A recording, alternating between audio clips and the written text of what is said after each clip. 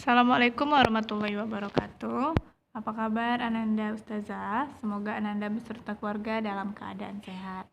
Hari ini kita kembali belajar matematika, menyambung materi yang lalu, yang sekarang menyajikan data dalam bentuk diagram dan membaca serta menafsirkan sajian data. Silahkan disimak videonya. Setelah Ananda mempelajari cara mengumpulkan data dan penyajian data dalam bentuk tabel distribusi frekuensi, sekarang kita akan masuk ke penyajian data dalam bentuk diagram, di mana di sini ada diagram gambar, diagram garis, dan diagram batang.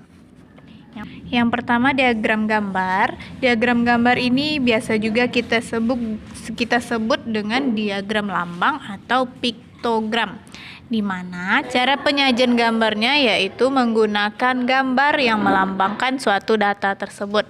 Nah, misalnya di sini diagram gambar untuk data jumlah penduduk. Nah, ditulis dalam bentuk gambar yang berbentuk orang.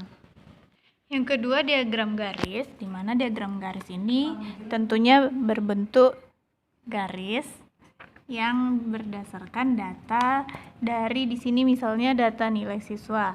Dilihat dari tabel distribusi frekuensinya, bisa kita buat diagram garisnya seperti pada halaman 192.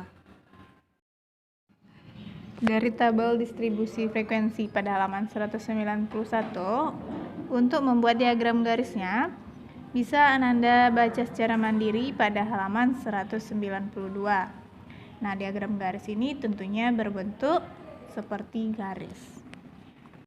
Yang ketiga diagram batang, sama halnya dengan diagram garis. Diagram batang ini cara membuatnya tidak jauh berbeda dari diagram garis tadi, hanya saja bentuknya yang garis berbentuk garis dan batang ini berbentuk seperti persegi panjang yang tegak.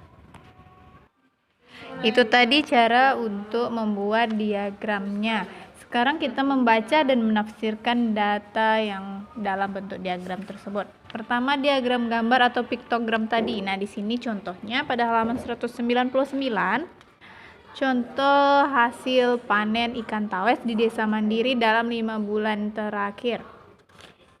Yang pertama, pada bulan Januari di sana terdapat 4 ekor gambar ikan. Nah, keterangan di bawahnya, 1 ekor itu melambangkan 1 kuintal ikan.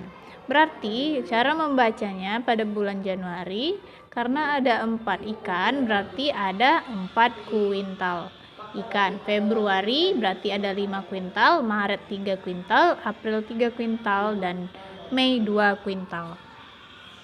Yang kedua diagram garis, pada halaman 200 di sini ada data jumlah siswa dari SD cerdas yang terpilih sebagai penerima beasiswa dari perusahaan X yang disajikan dalam diagram berikut. Nah, kita perhatikan untuk kelas 1 titik garisnya berada di angka 6, berarti jumlah siswa di kelas 1 ada 6. Untuk kelas 2 ada 5, kelas 3 9, kelas 4 12, kelas 5 7, dan kelas 6 5. Untuk diagram batang, cara membacanya sama seperti diagram garis tadi.